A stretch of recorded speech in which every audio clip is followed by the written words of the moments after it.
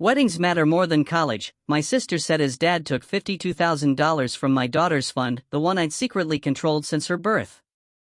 You know that feeling when your entire world just shatters? When you see something so utterly unbelievable, so fundamentally wrong, happening right in front of your eyes, and all you can do is stand there, numb? That's exactly where I was when my sister Megan, with a casual flick of her wrist, said, "We're using your daughter's college fund for my son's wedding." And before the words even fully registered, my own father had already clicked confirm on the transfer screen. We were crammed into this tiny, sterile glass office at the bank, like some twisted family portrait. Megan, my sister, leaned back in her chair, a smirk playing on her lips, like she owned the place, and, in that moment, she probably felt like she did. My dad, bless his heart, was squinting at the monitor, his reading glasses halfway down his nose, oblivious to the catastrophe he was unleashing. And there it was, glaring back at me from the screen, $52,000. Weddings are more important than education, Megan added, almost bored. People remember a wedding. No one remembers where you went to college. And my mom, perched in the corner, her purse clutched tight in her lap, chimed in without even looking at me. Besides, she doesn't really need college, Larry. She'll be fine. She's too smart anyway. Too smart. My daughter, Mia, had gotten her acceptance email from MIT just 3 days earlier. I still had the printout folded carefully in my wallet, tucked behind my license, a testament to her brilliance and my years of sacrifice. I watched, absolutely frozen, as my dad's finger clicked the mouse. Saw that little spinning wheel on the screen. The transfer, from Mia College Fund to Megan Wedding Savings. My throat went tight, a knot of pure disbelief. My hands started shaking so violently I had to jam them under my thighs, pressing down, trying to hold myself together. I didn't scream. I didn't flip the desk. I didn't lunge across the room and snatch that mouse. I just stood up. "I need to make a call," I managed, my voice sounding weirdly calm, alien even, like it belonged to a stranger. No one stopped me. They didn't even look worried. Why would they? In their heads, the money was already theirs.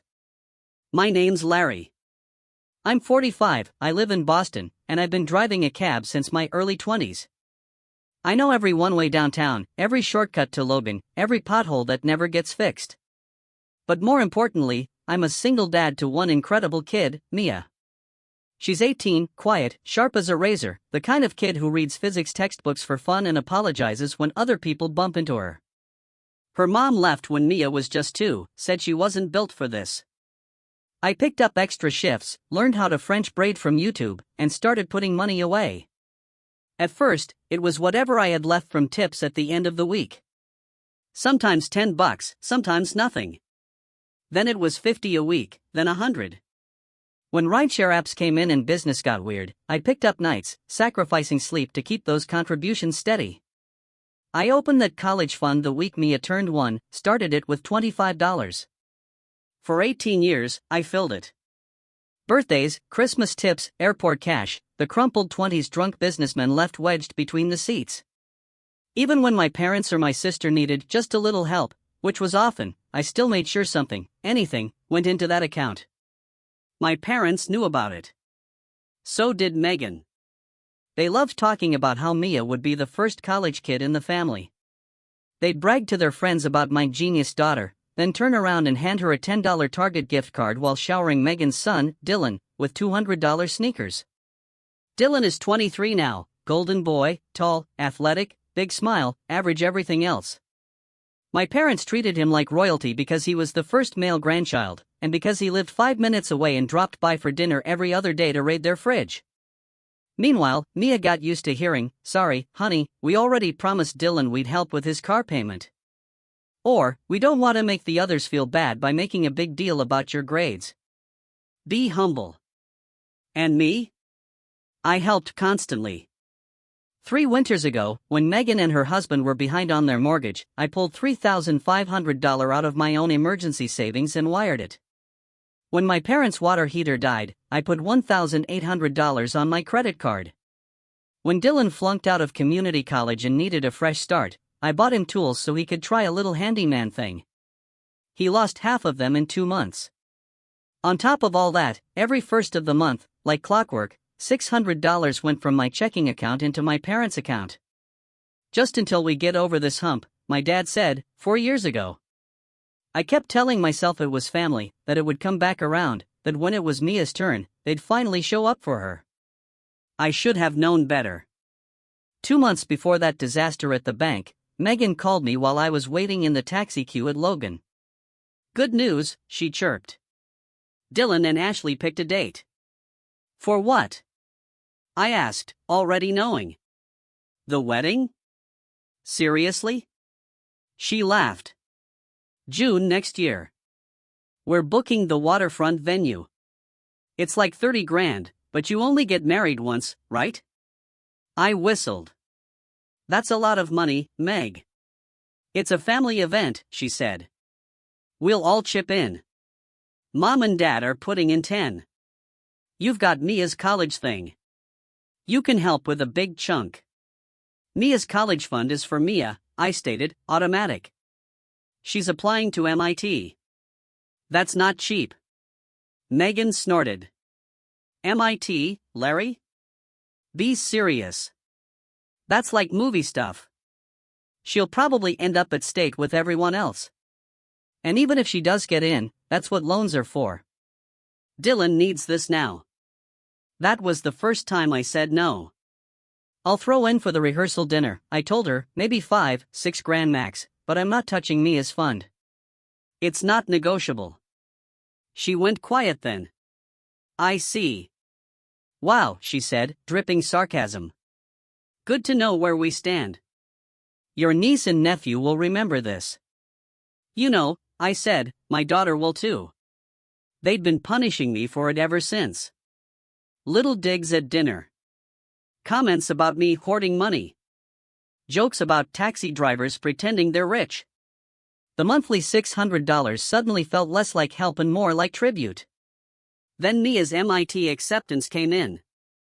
We were in the kitchen. She opened her email on the old laptop with the cracked corner, her hands shaking as she read. Then she looked at me and whispered, I got in, Dad. I hugged her so tight she squeaked. We drove straight to my parents' house. I thought, stupidly, they'd be proud. My mom's first question, is that expensive? My dad, you sure she's not setting herself up for disappointment? Places like that are for rich kids. Megan just said, should have convinced her to go to community. Would have fixed the wedding budget. I laughed it off. I shouldn't have. Because a week later, my dad called and asked me to meet them at the bank to put Mia's future on solid footing. I thought, for a fleeting moment, maybe they'd decided to help after all. Instead, I walked straight into the moment my dad hit confirm on draining more than half of her future. I stepped out of that glass office and into the At me. Still there. I drove a few quick fares, just to clear my head. A nurse to her night shift. A drunk couple arguing about whose turn it was to walk the dog. A student carrying a box of dorm stuff. I got home around midnight. Mia was at the kitchen table with her laptop, a mug of tea next to her, highlighter streaks on a printout of the MIT financial aid packet. Hey, Dad, she said. Did you know the student union has its own bowling alley? That's so weird. I looked at her messy bun, the pen tucked behind her ear, the tiny crease between her eyebrows when she concentrates. I almost lost this for her, kiddo, I said, sitting down. We need to talk. Her eyes widened immediately. Am I not going to be able to go? I hated that. That was her first fear. You're going, I said firmly. You're absolutely going. That's kind of what this is about. I told her the whole story. The bank, the transfer, the POA, Vic, the cancelled wedding. Her face went from scared to confused, to angry, to sad. They tried to take my college money, she said quietly. Yeah, I said. They did. She looked at the fridge, where my parents had taped a photo of Dylan in an old varsity jacket. Then back at me. I don't want them at my graduation, she said. Okay, I said. And I don't care if Dylan's wedding is in a parking lot. A tiny smile tugged at my mouth. Okay. She reached over and took my hand. Her palm was warm. Mine was still shaking. Thank you for choosing me, she said. I swallowed hard. Always. The next morning, the real storm hit. 23 missed calls by 10 a.m. I ignored them. I drove my morning airport run, dropped a businessman who kept calling his assistant sweetheart and a family with 2 screaming toddlers and 3 suitcases too many. When I pulled into my usual coffee spot to grab a breakfast sandwich, my phone started vibrating nonstop. Dad, I sighed, and answered. Put it on speaker, left it on the seat next to me. What did you do? He barked immediately. No hello. They're saying I can't access the account. The wedding money disappeared. The bank flagged me. Are you trying to get me arrested? You tried to steal from your granddaughter, I said. If anyone did that, it was you. He scoffed. Don't be dramatic. We just rearranged things. You've always been so sensitive. It's not stealing if it's family. Yeah, I said, about that. My mom's voice cut in. They were on speaker at their end, too. Larry, honey, think about Dylan, she pleaded. The wedding is in 4 months. Deposits are due. We already promised people. We only took what made sense. Mia is smart. She can get scholarships. She can go anywhere. Dylan only gets one shot at this. She got into MIT, I said. That's her one shot. MIT? My dad repeated, like it was a dirty word. You think those people are going to accept her? She's a cabbie's kid from Boston. Stop living in a fantasy. Weddings are real. This is real life. There it was. They didn't just want the money. They didn't believe she belonged there at all. Listen, I said, and for the first time, my voice was perfectly steady. I'm going to say this once. You are off my accounts. All of you. The monthly transfers have stopped. The joint savings is closed. The wedding deposit is gone. Mia's fund is locked down. You don't get a cent more from me. Silence. Then an explosion. You ungrateful little. We raised you. We depended on that money. You're ruining your nephew's life over a number on a screen. I let them talk until they ran out of breath. Then I said the line I'd been building to all day. I'm not your backup bank, I said. And I'm not going to fund a family that doesn't consider my daughter part of it. My mom tried for the guilt grenade. So you're choosing her over us? I actually laughed. Yes. That's what being a parent is. I hung up. They called back. I blocked their numbers. They weren't done. Obviously. When people like my parents lose control, they don't self-reflect. They campaign. By that evening, my Aunt Rosa texted, * your mom says you're canceling the wedding over a misunderstanding. What's going on, * then my Uncle Frank, * heard some wild story about you locking your folks out of their own money. Call me, * I didn't answer right away. I didn't want to get sucked into their version. Then Dylan's fiancée, Ashley, messaged me on Facebook. * I'm not taking sides, but I think you should know they told everyone you gamble away Mia's college fund and are blaming them. Also, they said Mia probably won't make it at MIT anyway, * something in me snapped at that. Not hot rage, just cold clarity. I wrote back, * the money is there. They tried to move it to your wedding account behind my back. I stopped it. I won't apologize for that. You're welcome to ask the bank what name was on the account, *. Then, an hour later, my cousin Mark called. Okay, he said, skipping hello. I talked to Ashley. I talked to the bank. I'm a co-signer on the wedding account, remember? Your parents are lying through their teeth. I just wanted to hear your side anyway, but man, took them long enough to get caught. I know, I said. I'm not going to your parents' house this Sunday, Mark said. If you and Mia want to come over instead, we're grilling. I bought that stupid MIT hoodie she wanted but was too polite to ask for. I blinked hard. You didn't have to do that. I know, he said. I wanted to. The meltdown at my parents' house happened without me there. I heard about it later from too many people to count. Apparently, when the waterfront venue officially released the date and refunded nothing, Megan lost her mind. She screamed at my parents in their kitchen about depending on a taxi driver, about how she told them to drain the entire account before he noticed. My dad shouted back. My mom cried. Dylan, to his credit, said something like, I didn't ask you to steal from Mia, and walked out. The guest list shrank overnight. A few cousins quietly slid into my messages, saying they were suddenly busy that weekend. My parents blamed me for all of it, of course. They tried one last time to fix it the old way, by showing up. It was a Tuesday evening. Mia and I were at the small round table in our kitchen, brochures spread everywhere, housing options, meal plans, used textbook sites. We were circling dorm choices with a red pen. The apartment smelled like the onions from the cheap stir-fry I just made. Someone knocked hard. Mia flinched. I knew that knock. I opened the door, but didn't step back to let them in.